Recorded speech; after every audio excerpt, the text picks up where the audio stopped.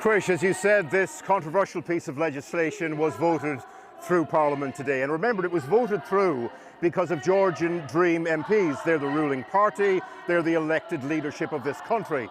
And there were no Georgian Dream supporters storming Parliament today. So what happens next? The President gets an opportunity to veto this legislation in the coming 2 weeks. That will happen, but that will be overruled by Georgian Dream. So the big questions now are, how will the international community, how will the EU and the US respond to this? How will Georgian Dream process this in terms of an election coming in October? And crucially, how will Georgian society process this incredibly dramatic day?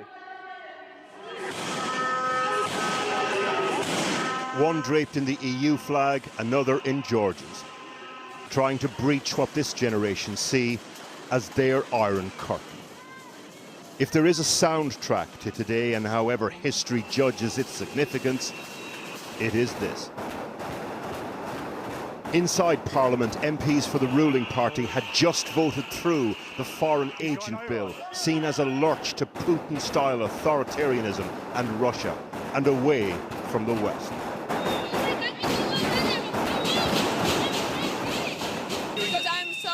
About our government, because they don't care about us, they just care about Russia and their law, and I'm so angry. I just want to cry and ask people to help us. We really need to help, really, okay? Inside, MPs from the ruling party here are voting on this Foreign Agents Bill. Outside here, they see that as this country pivoting in the direction of Russia. Demonstrators have breached the outside fence. They've come right up to the entrance. They're climbing over it. They're literally storming the gates of the Parliament. When they finally did break the fence, a moment of, now what do we do? With the vote through, opposition politicians, the EU, asking themselves the same question.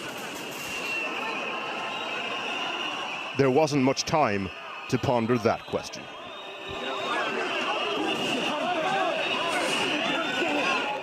Police poured out of the building. Several arrests were made. Those demanding entry now dragged in, kicking and screaming. Earlier in the day, as MPs arrived to vote, so did protesters in their thousands. The students at over 30 universities had called a strike so as to be here. And for them, this law equals legislative pages from Putin's playbook that could jeopardise EU membership and strangle dissent. So march up the hill they did, because for them, it's the one that Georgian democracy lives or dies on. And just before the hearing and vote, a message from opposition MPs on the Parliament balcony.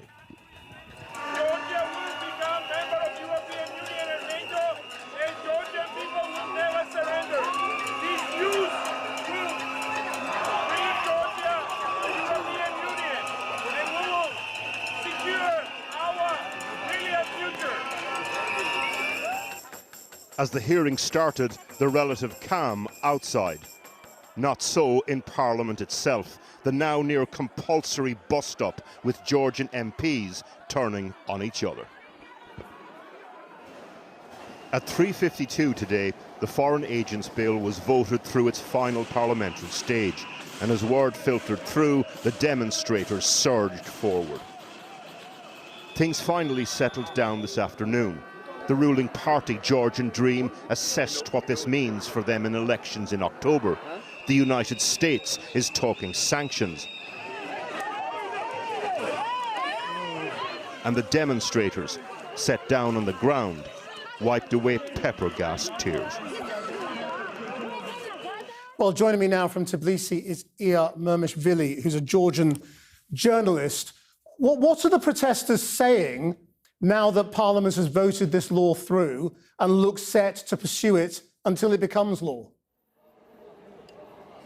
Hi, and thanks for having me on. The protesters, I can sense the anger. And this anger has been sort of accumulating over the days. Everybody was anticipating and expecting that the law would be adopted today. And they were also waiting to hear what the high-level official from the United States, Jim O'Brien, would have to say to the Georgian people. So all these factors combined together, there's a tension in the air.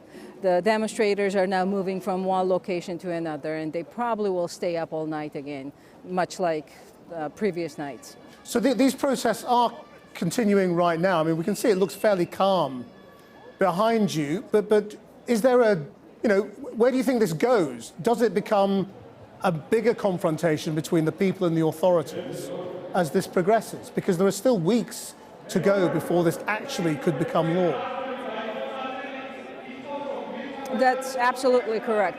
But the countdown really has started today with this vote. So now the bill will be sent to the president, and she has 2 weeks to sit on the bill, and she promised that she would veto it. And the expectation is that she will sit on it for the full duration that she has. After that, she will return it back to the parliament, and the Georgian Dream has stated multiple times that they will overcome the veto. And after that, now there is a month-long period during which the law will go into effect. After that, there are all these time frames that they have. It's about mid-September where everybody that the law would require to register as a foreign agent would have to register. And most people I've spoken with in Georgia are refusing to do so. So we will see some sort of sanctions, some sort of actions from the government side, whether be it seizing the property, closing down the offices of the NGOs, and possibly media, independent media as well. So then the country will have about 6 weeks from that point on until the elections to sort of figure out how to get to the elections in a way that it's free and fair. I mean, why, when America, the European Union, the United Kingdom are all voicing their concern about this, is the government, which understands that the people want to join the European Union, going ahead with this? What's motivating them? So about 80% of the Georgian population wants to join the EU, and a lesser percent NATO, but EU has incredible support in Georgia. So there is a sort of clash between the society, or the biggest part of the society, and the government here. EU and the US have expressed a number of grave concerns, and sometimes people even say that, we're tired of hearing about how gravely you're concerned about Georgia. Please do something meaningful and something tangible. So the US, the State Department has made over 10 statements throughout this month. EU, European countries, I saw the announcement by your government as well today, saying that they are very concerned about what's happening, and that the law does not allow Georgia to become the part of the European community. So there are a couple leverages that both the EU, European countries, as well as the United States have. Everybody here is asking for sanctions, and anytime you ask somebody, so how do we come out of this situation, the response is sanctions, sanctions, sanctions. So they're talking about travel sanctions, and Georgia now has the visa-free or liberal. Georgia received the visa liberalization from the EU. So some of the opposition is demanding, most of them actually, are demanding from the EU to stop or pause this process.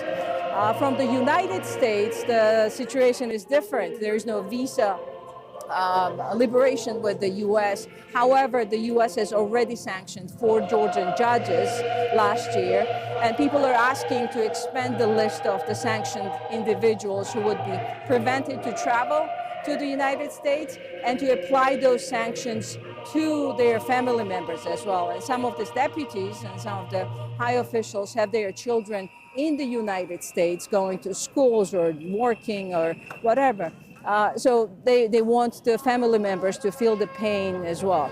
And they are also talking about financial sanctions against government officials, as well as Mr. Bidina Ivanishvili, who we have not spoken about yet, but he's sort of he's the person in charge in the country. And sometimes they say that it's one country, one person's basically little company that he runs, but it's not a company, it's a country.